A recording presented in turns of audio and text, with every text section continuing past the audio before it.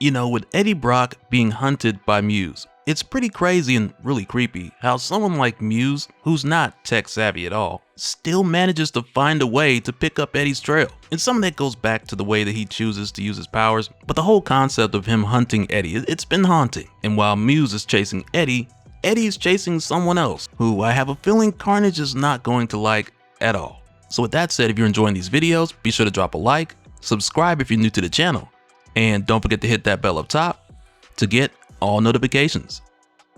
Alright, so coming back, this picks right up from what we saw when Eddie was trying to find information on the Green Phoenix in a library in Colorado, while neglecting to give the Carnage symbiote the kill count that it needed, because as a part of the symbiosis between Eddie and the Carnage symbiote, even though Eddie is physically in control, the Carnage symbiote needs to kill. And at one point we're even told that this all-consuming need is what's causing Eddie to use Carnage's powers while he's unconscious, almost as if the bloodlust has a mind of its own. But nonetheless, if Eddie doesn't kill within a certain amount of time, he'll have these crazy withdrawals, like what happened here when he passed out in the library and was taken by an ambulance. And I'm not sure why this has me thinking of those commercials, where it might be like, have you been suffering from low kill counts? Then you may be entitled to compensation. But nonetheless, while Eddie was knocked out in this ambulance, the symbiote suddenly went after the EMTs. And again, this is framed in a way where it's like the need to kill that Carnage has, it's now going for these kills on its own. And this is different from what we saw before, where if Eddie was just too tired, it would allow Carnage to take over, because at that time Eddie had just killed one of the pilots. But this time around, with Eddie not feeding the symbiote's bloodlust, not only do they both suffer, but now there's this part of Carnage that's just going for the kill on its own. And what's really interesting here is even though the hunger doesn't succeed at killing these EMTs, it just causes a wreck and keeps the truck from going off a cliff, fortunately. But when this wakes up Eddie, Carnage is practically begging for Eddie to let him kill these guys, because the EMTs aren't dead. And Carnage is just saying things like, these two are probably gonna die anyway. They're small, just small little lives. Nothing compared to us. You'll forget about them in no time. But of course, this is a no-go for Eddie. So he grabs the radio and calls for someone to help these two EMTs. And after that, Eddie leaves because he's not trying to be here when backup arrives. And then after this, when we go back to Chicago, back over to Muse, who at this point only knows the face of the person who destroyed his studio and all of his equipment. So now he's making a mural with that face on it in hopes of someone recognizing them and leading Muse to them. But with a couple of cops being the first to notice his artwork, they tell him to put his hands on his head and step away slowly. But at this point, Muse is already done. And as soon as the officers see this mural, which is well done by the way, and I mean, RIP to the blood contributors, but the lines are solid. But as soon as these officers see the mural, they recognize the face. And one of them's like, wait, isn't that the guy who was brought into the station last week? And so of course, Muse gets excited because he's like, oh, you recognize this man. So he gets up close and he's like, what's his name? Tell me his name. And that's when one of the cops is like, sir, you need to step back right now, or you're gonna have a serious problem here. And that's where Muse puts the other end of the paintbrush in his eye. And when the other officer reaches for his gun, Muse just grabs his arm and breaks it, while telling this guy, I asked you a question. So this cop's just like, I don't know. We weren't the ones who brought him in. It'll be in the records though. I can get it. I can pull it up. The cruiser has the database. And in a very polite tone, Muse is just like, yes, let's do that. And when they get in the car, Muse is like, thank you for doing this. I'm not good with these machines. I'm a traditionalist. Real materials. I don't work digitally. And this cop, who's in excruciating pain, he's basically like, yeah, what the hell ever, man, look. And he gives up the full name, Edward Charles Allen Brock, though he goes by Eddie. So now Muse knows exactly who he's looking for. All he needs to know now is where Eddie's at. So he asks the officer, but the officer's like, I swear I don't know. Then he says, the best I can tell you is that they issued an APB for him a few days back. Said he was near a town in Colorado, a place called Feldspar Creek. So Muse, being the polite guy that he is, he tells the officer thank you. And then he kills him. And then he just looks at the blood splattered across the windshield as if it were some inadvertent masterpiece. And Muse is just like, beautiful.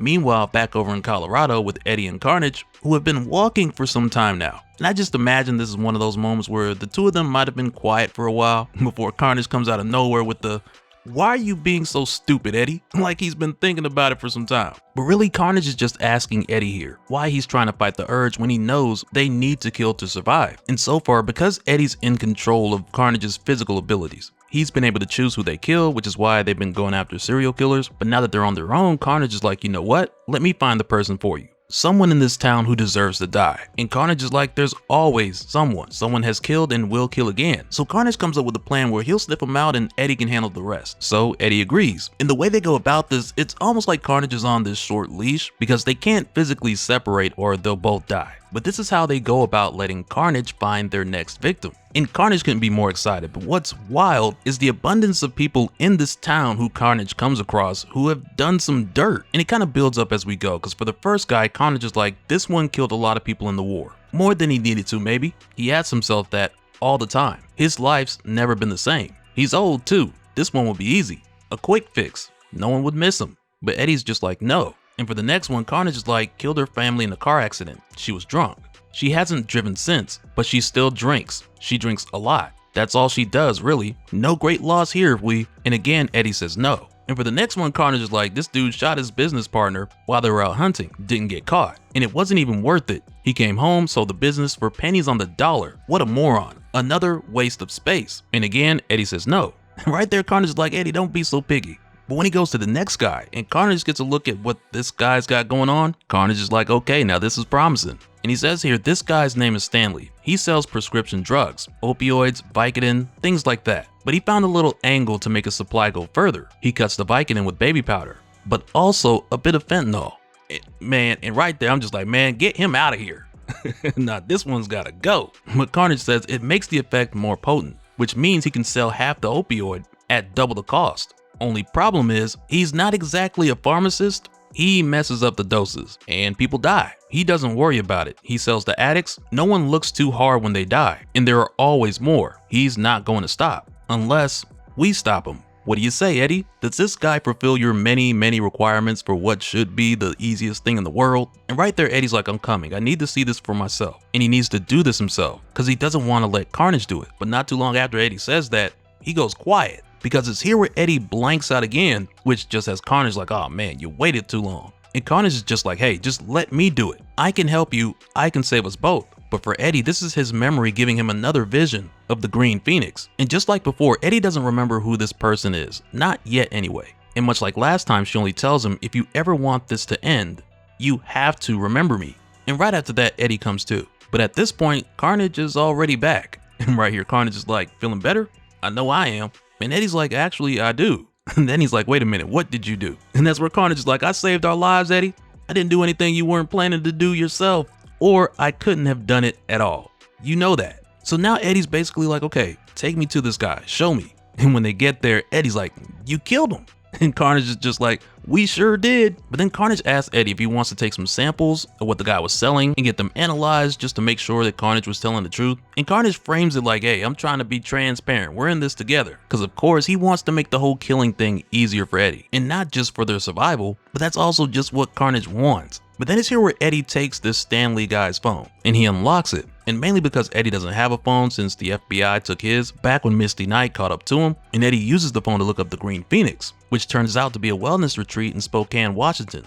So Eddie ends up taking a bunch of this guy's drug money and the two of them get up out of there. And the first thing they do is hit a used car dealership where they find a classic Camaro going for $4,500. So Eddie lets the sales guy know that he'll take it. So the dealer's like, great, let's go take care of the paperwork. But Eddie's like, no, that's not how this is going to work. I'm gonna give you 10 grand in cash and you're gonna give me the keys. And forget this car was ever on your lot. That's option A. And that's where dude's like, I can't do that. There's laws and regulations. What's option B? And that's where Eddie tells him you don't want to find out. And of course, Carnage, who's ever the instigator, Carnage is like, I think he does want to find out, Eddie. Show him. So the guy ends up grabbing the keys and taking the money. But before Eddie leaves, he tells him, one more thing. You never met me. You tell anyone I was here and I'll come back. And that's where Carnage pops his head up like, and then you'll meet option B. And it's just like, Carnage, man, you didn't have to do that. But on their way to Spokane, Eddie and Carnage end up passing by this cop car covered in blood with a skull on the hood. And it has Eddie thinking that it's some kind of art project or something. Meanwhile, Carnage finds it compelling. And Eddie's just like, yeah, well, you see a car like that, someone going to those lengths to advertise that kind of messed up mindset to the world, you steer clear. Because as it turns out, this cop car was Muse, heading to Colorado, just as Eddie and Carnage are leaving. So of course, this now has Muse looking for Eddie in all the wrong places. But even still, with Eddie having left already, Muse is pretty clever with his choice method as far as how he goes about picking up Eddie's trail. And there's a mixture of skill and luck with how all this goes down, but we'll come back to that in a moment. But before that, when we go back to Eddie and Carnage, there's a moment here where Carnage is like, not to beat a dead horse, but you really should have killed that salesman, Eddie. It would have solved two problems at once.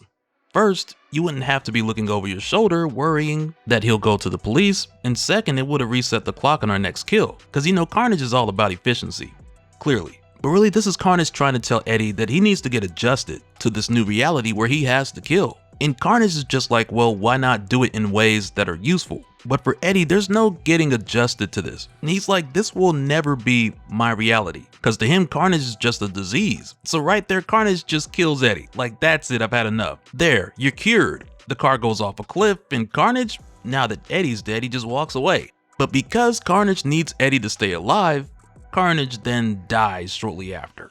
But quickly we find out that this is all just what Carnage was thinking of, because truth be told, he got his feelings hurt just now. And part of this is Carnage not having control, since Eddie's in the driver's seat, both figuratively and literally right now. So even in a moment like this where Carnage is like, hey Eddie, you look tired, you should take a nap and let me drive. When Eddie tells him no, because he knows there's going to be a trail of roadkill as far as the eye can see. This goes for both situations. And the way that Carnage sees it, sooner or later Eddie's going to have to get with the program. And that's why he tells Eddie here, after calling Carnage a disease, Carnage tells him, for one, he's going to pay for calling him that, but also he's like, I might not be a disease, but I'm still going to make you sick, because Carnage has his needs, whether Eddie likes it or not. And now back over with Muse in Colorado, his method of finding Eddie is pretty clever here. And again, like I said, there's a little bit of luck that comes into play with this. But to find Eddie, Muse just starts juggling while explaining how it's one of the oldest forms of art and how it's advanced so much since its beginnings.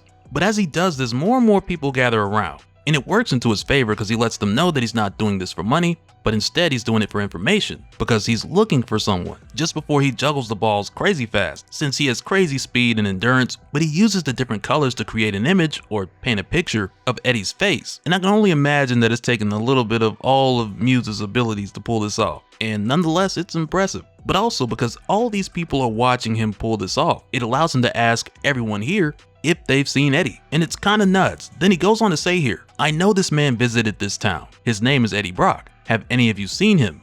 Is he still here? And now what's crazy about this is the fact that the same guy from the dealership, the same dealer that sold Eddie that Camaro, he's among the people in the crowd watching. And when he sees this image and hears Eddie's name, he freaks out. And that alone is enough to get Muse's attention. But when this guy tries to slip through the crowd and get away, Muse just chucks one of these balls so hard at the back of this dude's head that it stops him in his tracks. And this guy tells him everything, like, oh, he just left. He said he was heading to Spokane. And the dude thinks that Muse is about to kill him right here and now. But instead, Muse just tells him, I'm not going to kill you. It would feel expected. The artist's greatest sin, predictability. And he just leaves the guy there, now that he knows where to find Eddie. And now by this time, Eddie and Carnage have reached their destination in Spokane, which is the Green Phoenix Wellness Retreat, because as of right now, this is all Eddie has to go off of. But as they're pulling up, there's a moment where Carnage is like, man, Eddie, you didn't tell me why we're coming here. So Eddie explains it to him. He's trying to remember. And Carnage sees the sign. He's like, Green Phoenix Spa.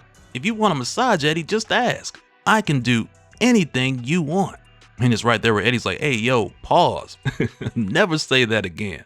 Ever. And now when they get here, there's still this thing where it's like, Carnage doesn't know what exactly they're supposed to do here. And it's like, sure, Eddie told him that he came here to remember, but Carnage doesn't know exactly what that involves them doing. And really at this point, Eddie doesn't know either. But when Eddie walks to the door and rings the doorbell, the same woman from his visions opens the door. And she's like, can I help you? And Eddie says, I hope so. My name is Eddie Brock and I came a long way to see you. So at first she's like, okay, we don't do walk-ins. And she tells him to go on the website to make an appointment. But then Eddie's like, no, you don't understand. Don't you recognize my name? I've been dreaming of you. And right there, Carnage is like, oh, brother, this guy stinks. But no, Carnage is like, what are you, in love? Like, what are you doing, Eddie? And of course, this woman is spooked. So she tells Eddie if he doesn't get off the property in 2 minutes, then she's gonna call the cops. And Carnage is just loving it. But then it's here where Eddie touches her hand. And a ton of memories come rushing in from Eddie's time as the King in Black, because during this time, Eddie was connected to every symbiote everywhere, at any location in the universe and even throughout time.